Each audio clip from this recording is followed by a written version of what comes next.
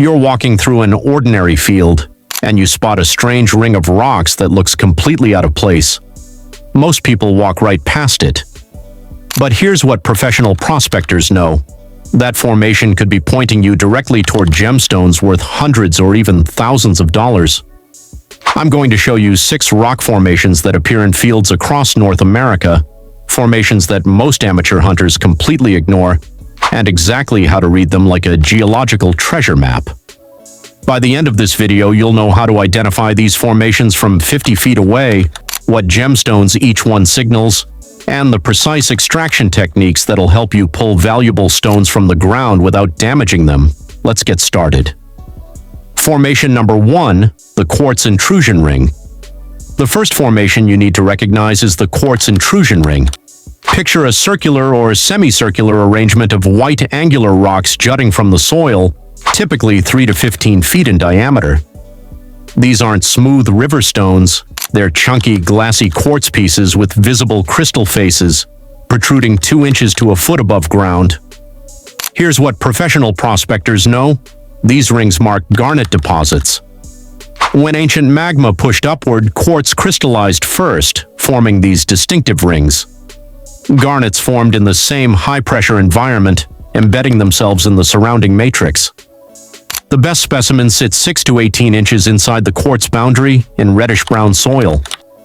Real garnets won't sparkle on the surface.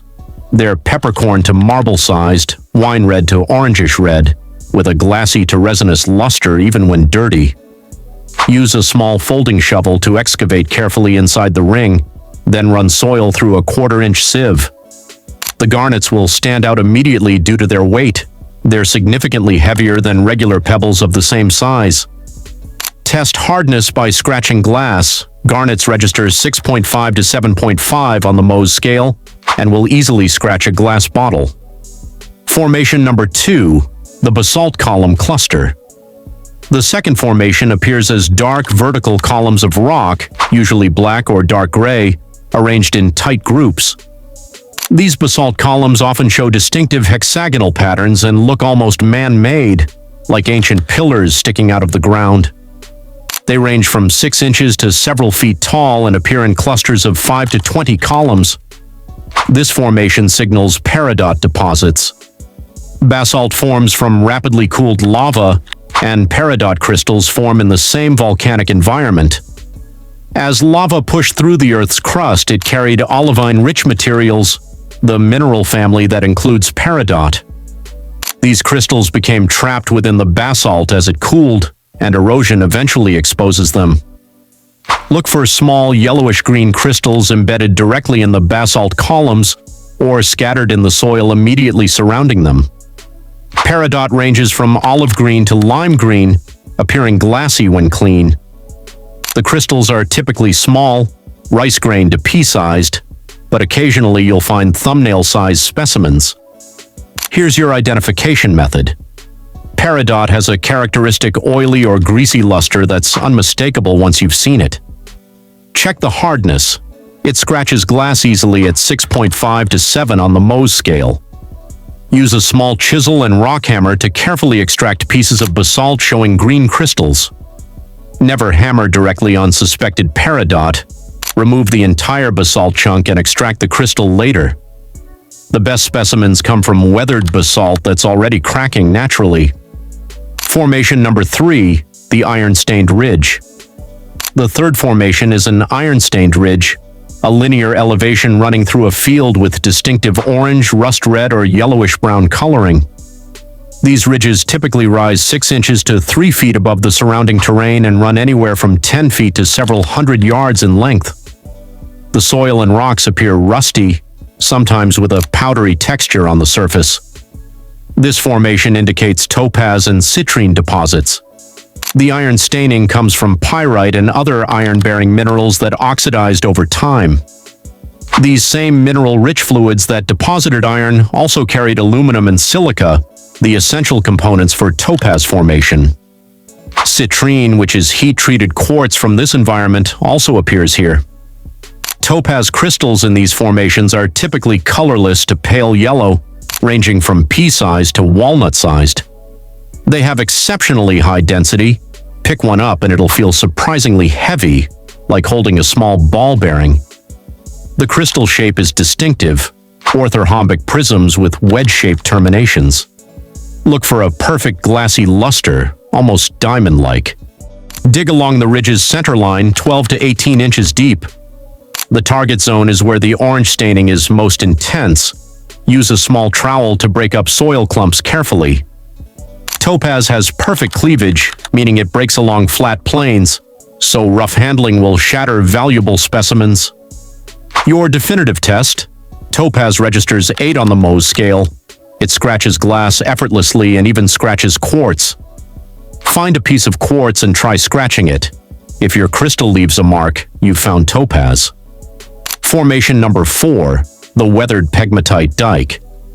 Formation 4 is the weathered pegmatite dike, a band of coarse-grained, light-colored rock cutting across the field at an angle. These dikes appear as linear features, typically 2 to 10 feet wide, composed of large intergrown crystals of feldspar, quartz, and mica. The crystals are abnormally large, thumbnail to fist-sized, and the whole formation has a rough, crumbly texture where weathering has occurred. This is the holy grail formation for beryl, including emerald and aquamarine. Pegmatites form when the last, most mineral-rich magma fluids crystallize slowly deep underground. These fluids concentrate rare elements including beryllium, which combines with aluminum and silica to create beryl. Where pegmatites reach the surface and weather, they release these crystals into the surrounding soil. Beryl crystals appear as hexagonal prisms, 6-sided columns with flat terminations. Colors range from pale blue-green, aquamarine to deep green, emerald, though many are nearly colorless. The key identifier is the perfect hexagonal shape and glassy luster. Crystals range from pencil eraser size to several inches long. Focus your search where the pegmatite is most weathered and crumbly, particularly where pockets or voids appear in the rock face. Use a small pry bar to carefully open crevices. Beryl crystals often sit in clay-filled pockets. The weight test helps here. Beryl is lighter than topaz but heavier than quartz. Hardness testing shows 7.5 to 8 on the Mohs scale. The 6-sided crystal form is your absolute confirmation. Natural quartz forms hexagonal prisms too, but beryl's proportions are distinctly different, usually shorter and stubbier. Formation number 5, the contact zone boundary.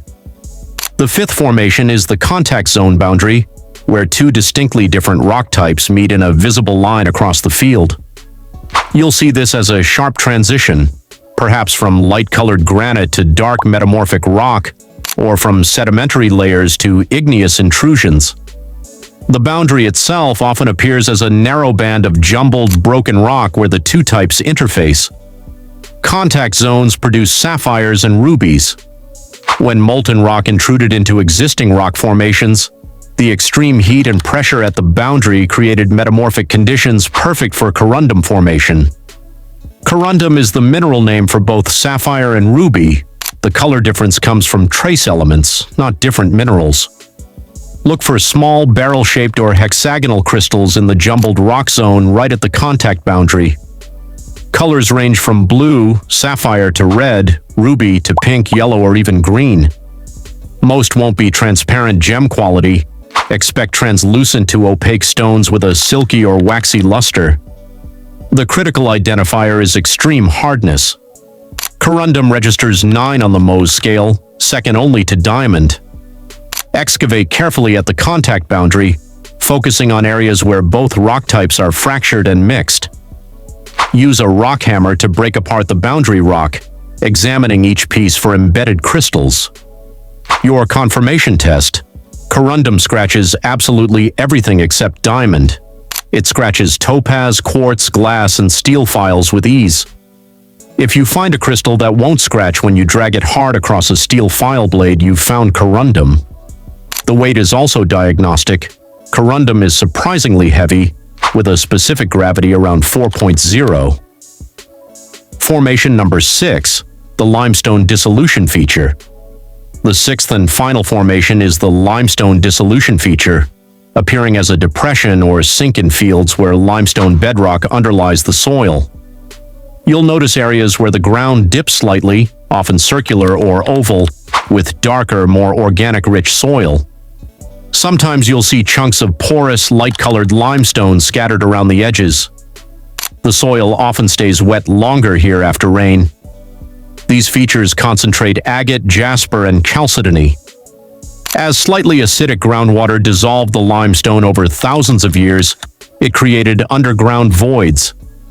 Silica-rich fluids flowing through these voids deposited microcrystalline quartz, the material that forms agates and jaspers. When the voids eventually collapsed, these treasures mixed into the depression soil. Agates appear as rounded nodules with banded patterns visible on broken surfaces. Colors range dramatically: reds, oranges, yellows, browns, grays, and whites in concentric bands or random patterns. Jaspers are similar but opaque with more earthy colors. The exterior is often rough and weathered, hiding the beauty inside. Size ranges from marble-sized to softball-sized, though most are golf ball dimensions. Focus your search in the depression center where the deepest dissolution occurred. Dig down 18 to 36 inches. Agates concentrate in gravel layers beneath the topsoil. Look for rounded stones that seem oddly out of place among angular rock fragments. The definitive test: agates are surprisingly hard at 6.5 to 7 on the Mohs scale, and noticeably heavier than regular rocks. Wet them to reveal banding patterns. For confirmation, carefully break or cut a suspected agate. The interior should show that characteristic banded structure that makes agates valuable. Climax: advanced recognition and validation. Now here's where everything comes together. You've learned to recognize the 6 formations, but professional prospectors know something crucial that beginners miss. These formations rarely appear in perfect textbook condition. Real-world geological features are messy, partially eroded, and often overlapping. That's why you need advanced recognition techniques that go beyond basic identification. First, understand formation combinations. The most productive sites often show multiple formation types intersecting. When you find a quartz intrusion ring near a contact zone boundary, you're looking at double the mineralization potential. That intersection represents 2 separate geological events that both concentrated valuable minerals in the same location. I've seen experienced prospectors focus exclusively on these overlap zones and consistently outperform hunters who stick to single formations. Second, learn to read weathering patterns. Fresh, unweathered formations are actually harder to prospect because the gemstones are still locked tight in their host rock. You want formations showing moderate weathering, enough that the host rock is crumbling and releasing crystals, but not so eroded that everything valuable has already washed away. Here's your indicator. If you can easily crumble the rock between your fingers, the weathering is perfect. If the rock is solid and requires a hammer to break, you'll need more aggressive extraction. If the rock has weathered to pure soil with no structure, you're probably too late.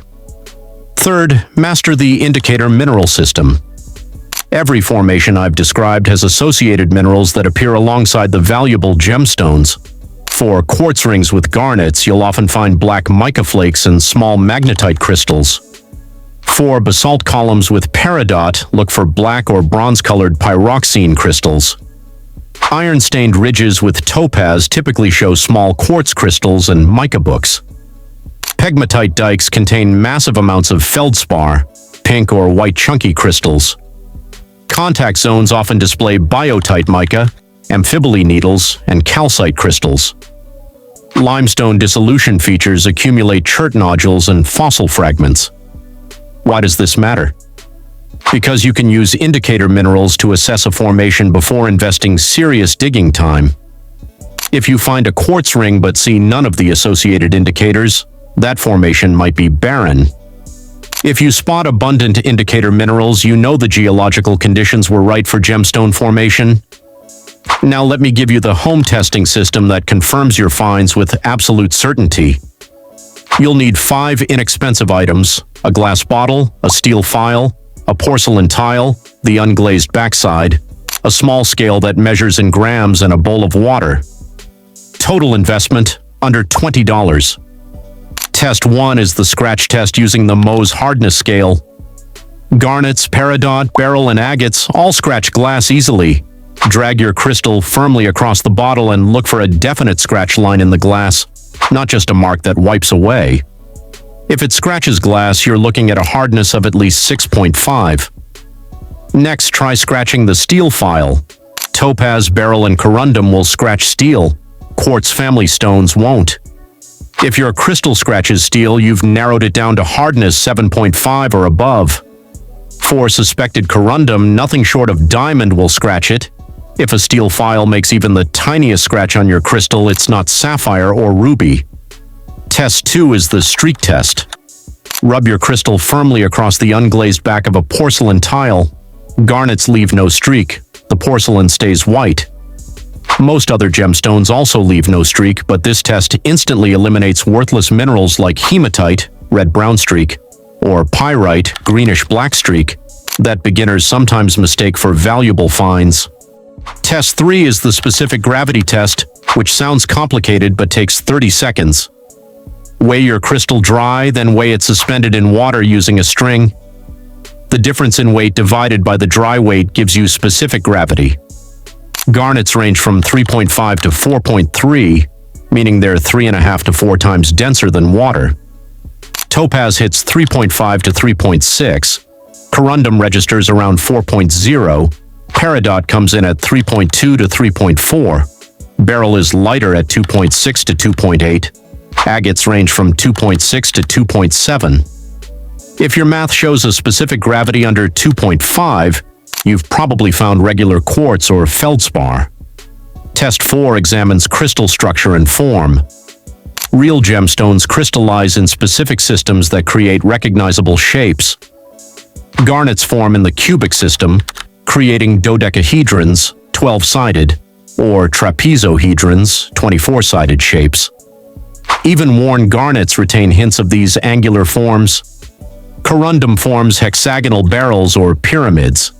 Beryl creates perfect hexagonal prisms. Topaz shows orthorhombic prisms with wedge terminations. Understanding these forms prevents you from wasting time on random rock chips that happen to be colorful. Test 5 is the luster examination under bright direct light. Garnets display vitreous, glassy to resinous luster.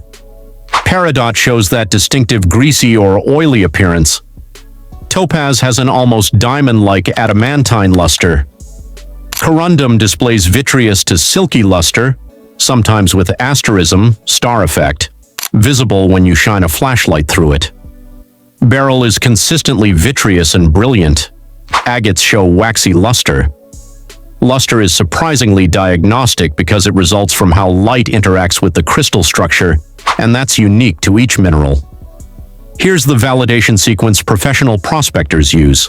Location verification first. Did you find it in the correct formation? Visual assessment second. Does the color, shape, and size match known specimens? Physical testing third. Run through all 5 tests in sequence. If your find passes location, visual, and all 5 physical tests, your confidence level should be above 95%. But wait, here's what most people don't know about quality assessment. Finding a genuine gemstone and finding a valuable gemstone are completely different achievements. Let me show you how to distinguish gem quality from industrial-grade finds. For garnets, examine transparency by holding the stone up to bright light. Gem-quality garnets are translucent to transparent with minimal inclusions. Industrial garnets are opaque or heavily included. Check for chips and fractures. Garnets are brittle and damaged specimens lose most of their value. For peridot, color intensity determines value. Deep, vibrant olive green commands premium prices. Pale yellowish green is common and less valuable. Look for transparency and lack of inclusions. Cloudy peridot is essentially worthless for jewelry. For topaz, transparency and color drive value. Water-clear topaz has moderate value. Blue topaz, rare in natural form, is highly valuable. The massive smoky or pale yellow crystals are common. Check for that perfect cleavage. A single clean break might be natural, but multiple fractures indicate poor quality. For beryl, color is everything. Deep green emerald is the prize, but even pale aquamarine has significant value if the crystal is clean and transparent. Cloudy, included, or fractured beryl drops to minimal value. Size matters here more than with other gemstones. Beryl crystals can grow large, and specimens over 1 inch have exponentially higher value. For corundum, transparency and color saturation are critical. Gem-quality sapphire is transparent to translucent with vibrant color. Most field finds are opaque or heavily included, still genuine corundum and still hard enough to use as abrasives but not jewelry grade. Star sapphires showing asterism have value even when translucent rather than transparent. For agates, pattern and color variety determine value. The most valuable agates show dramatic banding, fortification patterns, or landscape scenes. Solid color agates are essentially worthless. Look for tight, well-defined bands in contrasting colors. Size matters. Larger display specimens command higher prices than small tumbling material. Closing and next steps. You now have the complete system for identifying and evaluating 6 major rock formations that most people walk past every single day. But let me give you the realistic perspective you need before you head out into the field. This isn't easy. You're going to spend hours examining formations that yield nothing. You'll dig into promising-looking quartz rings and find 0 garnets. You'll crack open weathered pegmatite only to discover it's barren of beryl. Professional mineral prospectors understand something crucial. The search itself is the price of admission. Every barren site you investigate builds your recognition skills and eliminates unproductive locations. That knowledge compounds over time. Here's what experienced prospectors know that beginners don't. Success in gemstone hunting isn't about luck, it's about statistics. If you investigate 1 formation per month, your odds of significant finds are minimal. If you investigate 5 formations every weekend, your odds multiply dramatically. The prospectors who consistently find valuable specimens aren't lucky or specially gifted. They're simply putting in the repetitions that build expertise and increase their statistical probability of success. Start with the formations closest to your home. I don't care if you live in Florida, Kansas, or Maine. Geological processes have affected every single region of North America. Quartz intrusions, basalt flows, pegmatite dikes, contact zones, iron-stained ridges, and limestone dissolution features exist in every state. Your job is learning what these formations look like in your specific region, because the exact appearance varies based on local geology. Use geological survey maps available free online from the USGS. These maps show rock types, formations, and geological features for every part of the country. When you identify areas showing the right geological conditions, cross-reference them with publicly accessible land, state parks, national forests, BLM land, and areas where surface collection is permitted. Never trespass on private property without explicit permission, and always check local regulations about mineral collecting. Build your toolkit gradually.